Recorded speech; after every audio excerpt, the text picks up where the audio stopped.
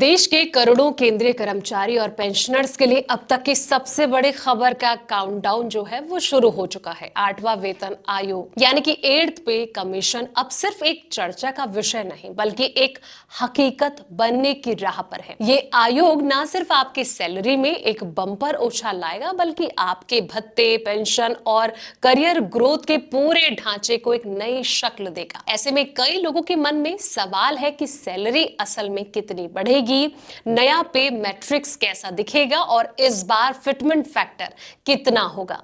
तो चलिए जानते हैं इस वीडियो में सब कुछ। नमस्कार, मैं हूं संध्या बिष्ट और आप देख रहे हैं द इकोनॉमिक टाइम्स हिंदी।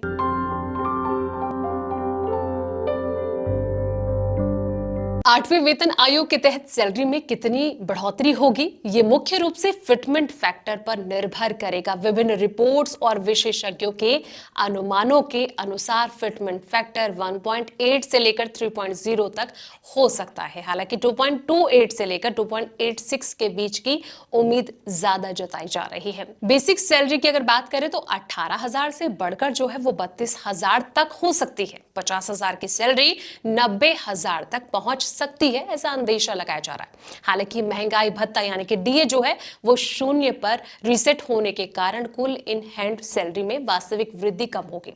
वर्तमान में 19,450 की बेसिक सैलरी 55,667 हो सकती है। 50,000 की कुल सैलरी जो है वो 1,05,000 के लगभग हो सकती है।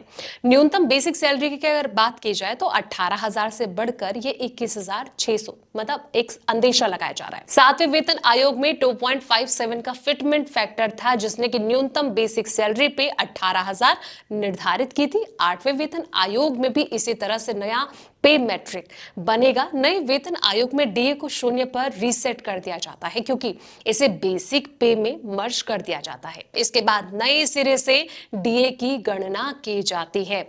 आपको बता दें कि संशोधित बेसिक पे का एक निश्चित परसेंट जो है यानी कि शहर की श्रेणी के अनुसार, जैसे कि मेट्रो शहरों के लिए 27%, टियर 2 के लिए 20% और टियर 3 के लिए 10% है। केंद्र सरकार ने 8वें केंद्रीय वेतन आयोग के गठन को मंजूरी दे दी है। ये आयोग जो है वो सरकारी कर्मचारियों और पेंशनर्स की सैलरी स्ट्रक्चर पर विचार करेगा। हालांकि सरकार ने जनवरी 2025 में 8वें वेतन आयोग की जो है वो घोषणा कर दी थी, लेकिन अभी तक इसके अध्यक्ष, सदस्यों या फिर संदर्भ की शर्तों के बारे में कोई ठोस जानकारी जो है वो नहीं दी गई है, जिससे इसके लागू होने में देरी हो रही है। 8वां वेतन आयोग जो है आमतौर पर 10 साल के अंतराल पर लागू होता है। 7वां वेतन आयोग जो है 1 जनवरी 2016 को लागू हुआ था, इसलिए 8वां वेतन आयोग जो है वो 1 जनवरी 2026 से प्रभावी होने की उम्मीद, आशा जो है वो नजर आ रही है। लेकिन देरी के कारण इसे वित्त वर्ष 2026 और 27 या फिर 27 और 28 में लागू होने की संभावना है।